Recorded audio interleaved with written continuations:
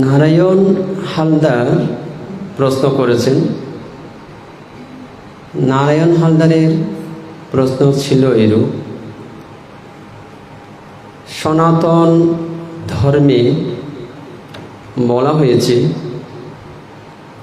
ভগবান বিষ্ণুর 10টি অবতার, তন্মধ্যে বুদ্ধ অন্তর্ভুক্ত।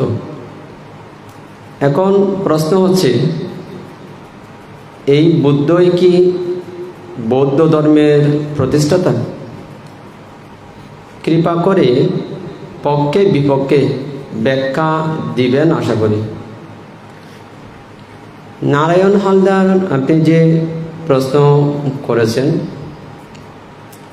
ভগবান বিষ্ণুর 10 জন অবতার আছে, তন্মধ্যে বুদ্ধ অন্তর্ভুক্ত। এবং এটা যে জানতে চেয়েছেন, বৌদ্ধ ধর্মের প্রতিষ্ঠাতা যিনি গৌতম বুদ্ধ, বিষ্ণুর অবতার যে বুদ্ধ সেম কিনা। হ্যাঁ, এখানে আপনার হিন্দু ধর্মে বা সনাতন ধর্মে যে অবতার বুদ্ধকে দেখানো হয়েছে, বৌদ্ধ ধর্মের প্রতিষ্ঠাতা সেই গৌতম বুদ্ধই, ভিন্ন ব্যক্তি নন। তবে এটা আপনাকে আমি একটু পরিষ্কার করে দিই, বৌদ্ধ ধর্মের প্রতিষ্ঠাতা গৌতম বুদ্ধ তিনি কিন্তু অবতার নন। তো আপনার হয়তো প্রশ্ন উৎপন্ন হতে পারে, গৌতম বুদ্ধ যদি অবতার না হয়ে থাকে, তাহলে সনাতন ধর্মে ভগবান বিষ্ণুর 10 জন অবতারের মধ্যে গৌতম বুদ্ধকে 9ম অবতার রূপে আমরা দেখি কেন? তো এটা আমি আপনাকে এটা বলবো, ভারতবর্ষে এই যেটা সনাতন ধর্ম বলুন বা হিন্দু ধর্ম বলুন, গৌতম বুদ্ধের সময়কালীন অর্থাৎ 6th সেঞ্চুরি বিসিতে, আজ থেকে 2500 বছর আগে যখন গৌতম বুদ্ধের আবির্ভাব হয় ভারত ভূমিতে, তখন ভারতবর্ষ এমন পরিস্থিতি ছিল, অর্থাৎ বর্ণের বেড়া, ব্রাহ্মণ, বৈশ্য, ক্ষত্রিয়, শূদ্র, এই যে চতুর্বর্ণ, ব্রাহ্মণ, ক্ষত্রিয়, বৈশ্য, শূদ্র। তো এই বর্ণবাদের কারণে ভারতবর্ষে দেখা যায় খণ্ড খণ্ড খণ্ড খণ্ড ভারতবর্ষভাবে বিভক্ত হয়ে যায়। তো বুদ্ধ অসাম্প্রদায়িক চেতনায় প্রেম ধর্ম প্রচার করে, নির্বাণ ধর্ম প্রচার করে, শান্তির বাণী প্রচার করে।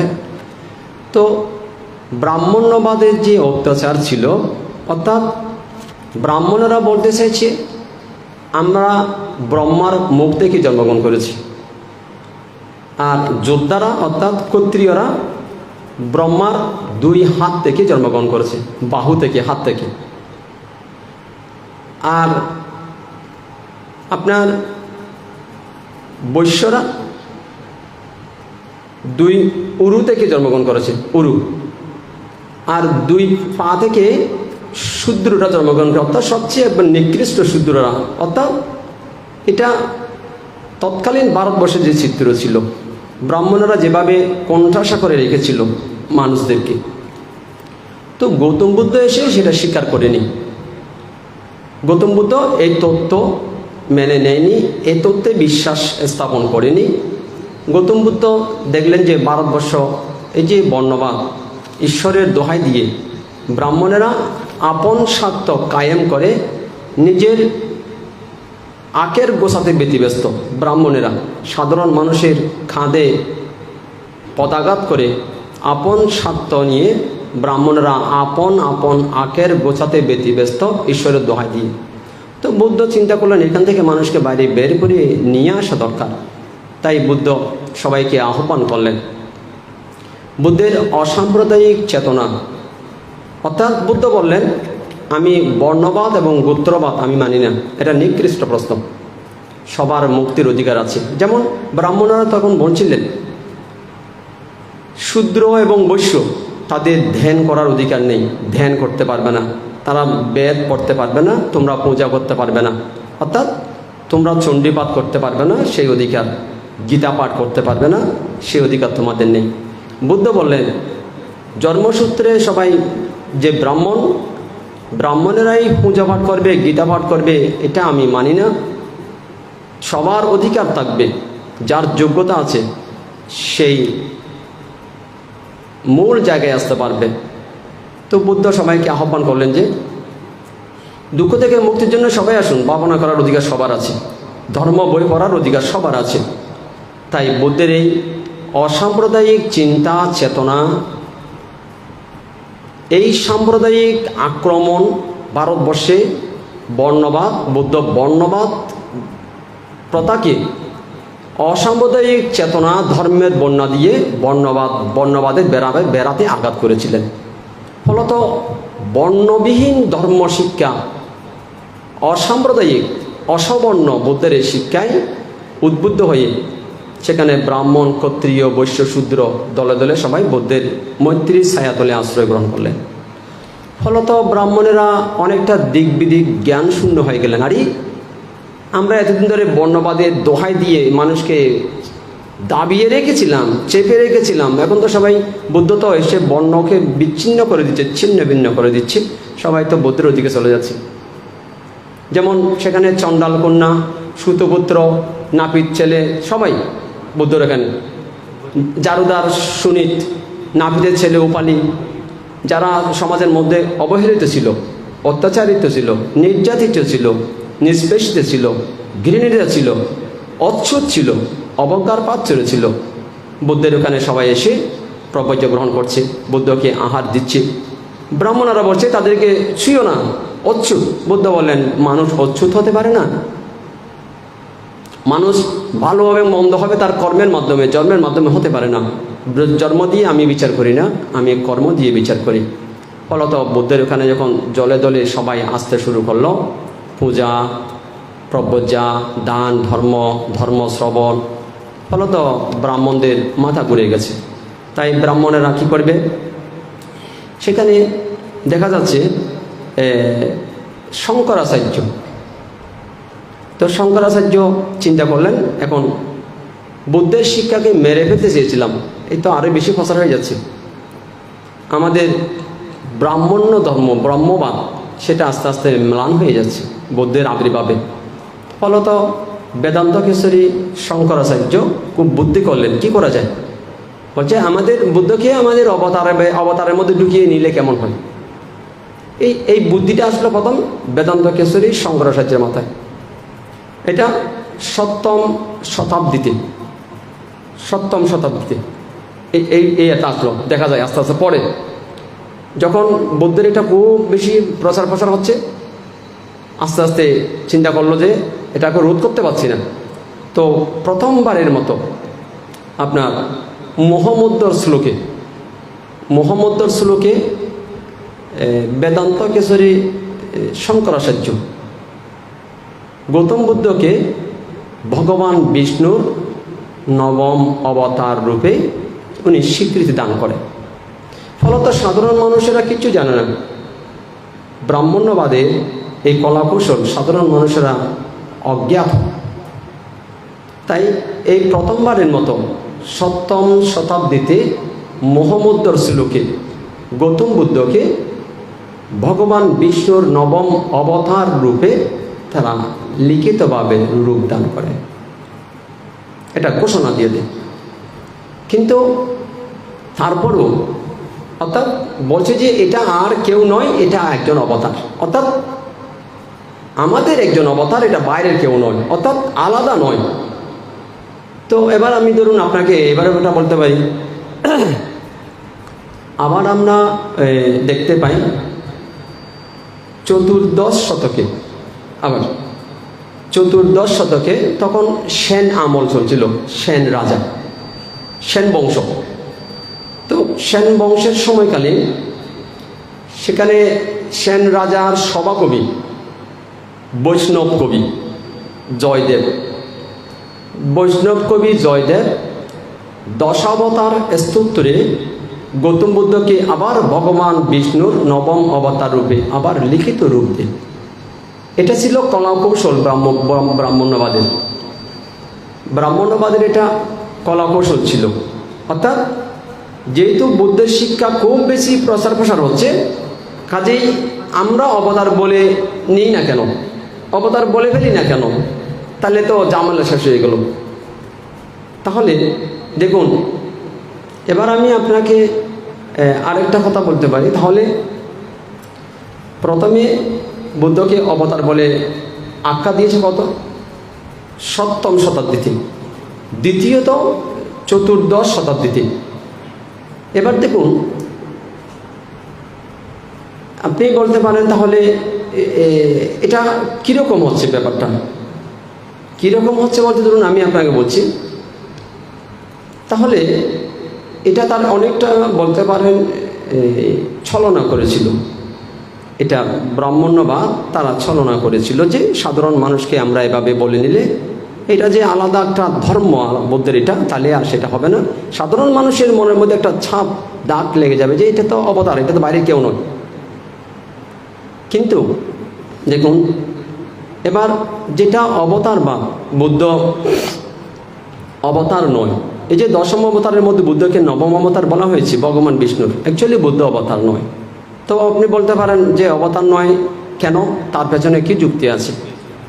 যুক্তি ধরুন, শ্রীমদ্ ভগবত গীতায় আমরা দেখি 4র্থ অধ্যায়ে, শ্রীমদ্ ভগবত গীতায় 4র্থ অধ্যায়ের মধ্যে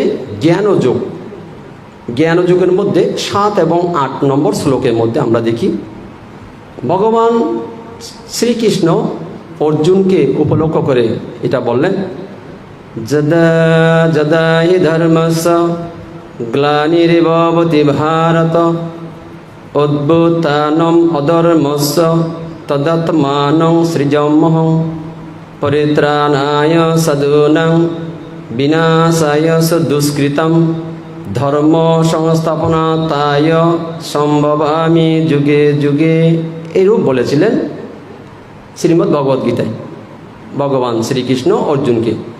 তো এটার অর্থ হচ্ছে, এটা হচ্ছে সংস্কৃত, তো এটার বাংলা হচ্ছে, অর্জুনকে ভগবান শ্রীকৃষ্ণ বললেন, দেখো অর্জুন, এই যে এখন অধর্ম চলছে, তো আমি যেখানে যেখানে যখন যখন যদা যদাই ধর্মস্য গ্লানির ভবতি ভারত, এই ভবের মধ্যে, এই ভূমিতে, পৃথিবীতে যেখানে যেখানে যখন যখন ধর্মের গ্লানি হয়, অবক্ষয় হয়, অধর্ম মাথাছাড়া দিয়ে ওঠে, অধার্মিকেরা মাথাছাড়া দিয়ে ওঠে, তো সেখানে সেখানে আমি নিজেকে সৃষ্টি করি, আমি সেখানে নিজেকে আবির্ভাব করি, আমি আবার সৃষ্টি হই, অবতার রূপে আমি অবতীর্ণ হই। কেন অবতীর্ণ হই? এই কারণে আপনার আমি বিনাশায় দুষ্কৃতম, এই অধার্মিকদের, দুষ্কৃতকারীদেরকে আমি বিনাশ করে দেওয়ার জন্য, পরিত্রাণায় সাধুনাং, আমি যারা সৎ মানুষ, সাধু মানুষ, তাদেরকে রক্ষা করার জন্য, আর দুষ্কৃতকারী আর অসুরদেরকে, অধার্মিকদেরকে বধ করে দেওয়ার জন্য, বিনাশ করে দেওয়ার জন্য, সম্ভব আমি যুগে যুগে, আমি এভাবে কালে কালে যুগে যুগে আমি অবতীর্ণ হই অবতার রূপে। তার মানে এটা হচ্ছে থিওরি অফ ইভলিউশন, অবতারবাদের এটা হচ্ছে সূত্র। অর্থাৎ একটা অবতার থেকে আরেকটা অবতার ক্রমশ আস্তে আস্তে আস্তে আস্তে উন্নত হয়, কিন্তু বারে বারে আসে। যিনি বারে বারে আসবেন তিনি কিন্তু একজন, ভিন্ন ভিন্ন রূপে আসে কিন্তু একজন। এটা হচ্ছে অবতার তত্ত্ব। ভিন্ন ভিন্ন রূপে আসবেন, বারে বারে আসবেন, কিন্তু একজন। অর্থাৎ উনি একজন, বারে বারে আসবেন, ব্যক্তি এক, রূপ ভিন্ন ভিন্ন। কিন্তু এবার এটা হচ্ছে অবতার তত্ত্ব। এবার বুদ্ধর তত্ত্ব, বুদ্ধবাদ, সেটা ভিন্ন। তাহলে আমরা দেখি তাহলে বুদ্ধ এই অবতারের মধ্যে অন্তর্ভুক্ত হচ্ছে না, কারণ বুদ্ধবাদ ভিন্ন। কেন? বুদ্ধ ত্রিপিটক শাস্ত্রে বুদ্ধ জ্ঞান লাভ করার পর আমরা দেখতে পাচ্ছি ত্রিপিটক শাস্ত্রের মধ্যে সূত্রপিটকে সংযুক্ত নিকায়ের মধ্যে ধম্মপদে বুদ্ধ বললেন, কুদ্দক নিকায়ের মধ্যে ধম্মপদে, কুদ্দক নিকায়ে অর্থাৎ ত্রিপিটক শাস্ত্রে কুদ্দক নিকায়ে ধম্মপদে জরাবর্গের মধ্যে সেখানে আমরা দেখতে পাচ্ছি, যেটা নারায়ণ হালদার যেটা প্রশ্ন করেছে আপনার, সেখানে আমরা জরাবর্গে দেখতে পাচ্ছি আপনার 153 আর 54, এটা অন্ধকারটা বলেছে আপনার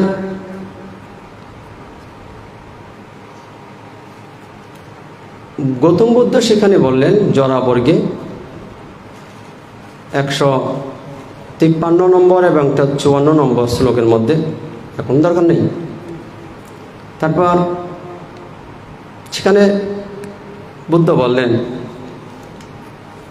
अनेक जति संसारं संदभिसंगनि बिसं गह करक गबिसंदधक जति पुनः पुनः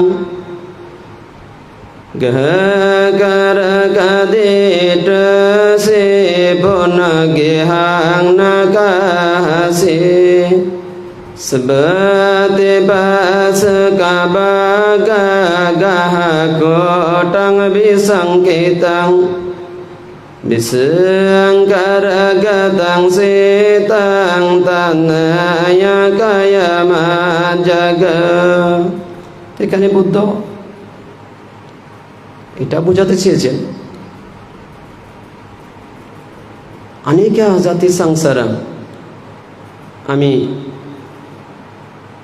এই জগৎ সংসারে আদি অন্তহীন সংসারে অনেকা জাতি সংসারাম, আমি অসংখ্য জন্মগ্রহণ করেছি। এই সংসার পরিভ্রমণ করতে গিয়ে আমি কেন জন্ম হচ্ছে, কে জন্ম দিচ্ছে, কে সৃষ্টি করছে, আমি তার উৎস অনুসন্ধান করতে গিয়ে, আমি তাকে খোঁজ করতে গিয়ে আমি অসংখ্যবার এই সংসার চক্রে জন্মগ্রহণ করেছি এবং আমি এটা উপলব্ধি করেছি অবশেষে নৈরঞ্জনা নদী তীরে বুধি বৃক্ষ তলে 6 বছর সাধনা করে আমি অবশেষে আমার এই জ্ঞান উৎপন্ন হয়েছে। অসংখ্য জন্ম আমি পরিভ্রমণ করেছি, আমি তার সন্ধান পাইনি, তাকে খোঁজ করেছি আমি, কাকে, কে জন্ম দিচ্ছে, অর্থাৎ সৃষ্টি কে করাচ্ছে, সৃষ্টির রহস্য কি, কে দিচ্ছে, তার অনুসন্ধান করতে গিয়ে আমাকে অসংখ্য জন্ম পরিভ্রমণ করতে হয়েছে। এই সংসারে ঘূর্ণায়মান চক্রের মতো আমাকে ঘুরতে হয়েছে, কিন্তু আমি অবশেষে এই জ্ঞান লাভ করেছি পুনর্জন্মের মূল কারণ হচ্ছে আসক্তি, তৃষ্ণা। মূল কারণ হচ্ছে মানুষের আসক্তি, মানুষের তৃষ্ণা। তাই বুদ্ধ বললেন গাহাকারাকা দিট্টুসি, হে গৃহকারক, আমি তোমাকে খুঁজেছি যুগে যুগে আনিবারে, আজ তোমাকে আমি পেয়েছি সাধনার অন্তহীন পাড়াবারে, তোমাকে দেব না আর গৃহ রচিবারে আমার এই দেহ পিঞ্জরে। তো বুদ্ধ বললেন হে গৃহকারক গাহাকারাকা দিট্টুসি, আমি তোমাকে দেখেছি, অর্থাৎ তৃষ্ণাকে, আসক্তিকে উপলক্ষ করে বললেন তুমি হচ্ছ গৃহ নির্মাতা। এই গৃহ যে নির্মাণ করছে, অন্যান্য ধর্মে সেখানে ঈশ্বর নির্মাণ করছে, সৃষ্টি করছে বলে এরূপ মানুষের বিশ্বাস, এরূপ তাদের ধারণা। কিন্তু গৌতম বুদ্ধ বললেন যে এই কায়া যে নির্মাণ করছে, আসক্তি, তৃষ্ণা, তাই বুদ্ধ তৃষ্ণাকে উপলক্ষ করে বললেন হে গৃহকারক আমি তোমাকে দেখেছি, তুমি আমাকে আর পুনরায় এই ফর্ম, এই কায়া নির্মাণ করাতে পারবে না কেন? আমি সাব্বাতে পাহাসুকা ভাগ্যা, আমি সমস্ত উপকরণ ভেঙে দিয়েছি, অর্থাৎ সমস্ত তৃষ্ণা আমার ক্ষয় হয়ে গেছে, আমি এখন তৃষ্ণা বিমুক্ত, আমার আর পুনর্জন্ম হবে না, আমি আর জন্মগ্রহণ করব না। তৃষ্ণাকে উপলক্ষ করে বুদ্ধ বলেন তুমি গৃহ নির্মাতা, অর্থাৎ গৃহকারক, তুমি ইঞ্জিনিয়ার, তুমি সৃষ্টি করছো এগুলো। তৃষ্ণাকে বলেছে তুমি এই সৃষ্টির মূল রহস্য, মূল উৎস। তৃষ্ণাকে সিদ্ধ করে ফেলেছে ডিমের মতো। সিদ্ধ ডিম যেমন আর বাচ্চা প্রসব করতে, বাচ্চা ফুটাতে সক্ষম নয়, ঠিক তৃষ্ণা বিমুক্ত মানুষ আর পুনর্জন্ম গ্রহণ করা তার পক্ষে আর সম্ভব নয়, পুনর্জন্ম গ্রহণ করবে না। তাই বুদ্ধ বললেন তৃষ্ণা আমি ছিন্ন ভিন্ন করে ফেলেছি, আমার আর পুনর্জন্ম হবে না। জন্মগ্রহণের যতটা ক্ষেত্র আছে আমি সেই ক্ষেত্র অতিক্রম করে আমি লোকাতীত, লোকের অতীত, যে লোকের মধ্যে থাকলে পুনরায় জন্মগ্রহণ করতে হয়। তো এখানে আপনার নারায়ণ হালদার যেটা বলেছেন যে তাহলে পক্ষে বিপক্ষে একটু আলোচনা করার জন্য দেখুন, আমি এখানে শুধু আপনাকে এটা বলবো, জগতে অনেক সম্প্রদায় আছে, ভিন্ন ভিন্ন সম্প্রদায়ের ভিন্ন ভিন্ন দৃষ্টিভঙ্গি, ভিন্ন ভিন্ন মতাদর্শ। তাই আমি কারো ভাবাবেগে, আমি ব্যক্তিগতভাবে আমি সবাইকে এটা বলবো কারো ধর্মীয় বিশ্বাসে যেন আঘাত না দেওয়া হয়। আমিও কেবল আপনি জানতে চেয়েছেন বলে আপনাকে কেবল এটুকু আমি অবগত করাতে চাইছি। গৌতম বুদ্ধ অবতার ছিলেন না, এবং বুদ্ধ যে পুনর্জন্ম গ্রহণ করবেন না, আমরা গৌতম বুদ্ধর এই সূত্র দেখে ধম্মপদের মধ্যে যে শ্লোকটা আছে, দুটো শ্লোক, আমরা গীতার মধ্যে দুটো শ্লোকের মধ্যে এটা বলছে যে আমি জন্মগ্রহণ করব, ভগবান শ্রীকৃষ্ণ। গৌতম বুদ্ধ ধম্মপদের মধ্যে সূত্র পিটকে এখানে গৌতম বুদ্ধ বলছে আমি আর জন্মগ্রহণ করব না, অর্থাৎ দুজনের বক্তব্য অর্থাৎ পরস্পর বিরোধী। তাই অবতার তত্ত্ব তো এক থাকবে, কিন্তু বুদ্ধ তত্ত্ব, বুদ্ধের মতবাদ সম্পূর্ণ ভিন্ন। এ কারণে এটা বলছি যে বুদ্ধ অবতার নয়, যেটা সনাতন ধর্মে বা হিন্দু ধর্মে অবতারবাদের মধ্যে সেখানে যে বুদ্ধকে নবম অবতার দেখানো হয়েছে সেটা সঠিক নয়। সেটা বৌদ্ধ ধর্মকে অনেকটা চেপে রাখার জন্য এটা করা হয়েছিল। ব্রাহ্ম মতাবলম্বী যারা ছিলেন, গোড়াপন্থী যারা ছিলেন, বুদ্ধ বিরোধী যারা ছিলেন, তারা এগুলো করেছিলেন। এ কারণে বুদ্ধ অবতার নয়, বুদ্ধ আর পুনর্জন্মগ্রহণ করবেন না, কিন্তু গীতার মধ্যে দেখা যাচ্ছে পুনরায় জন্মগ্রহণ করবেন অবতার, ভগবান শ্রীকৃষ্ণ এটা বলেছেন। তো এভাবেই আপনাকে বুদ্ধ এবং যেটা অবতার তত্ত্বের মধ্যে আছে এভাবেই আপনাকে দেখতে হবে, এবং সবাইকে এটা অনুরোধ করব যেন বুদ্ধকে অবতার না বলা হয়, বুদ্ধ অবতার ছিলেন না।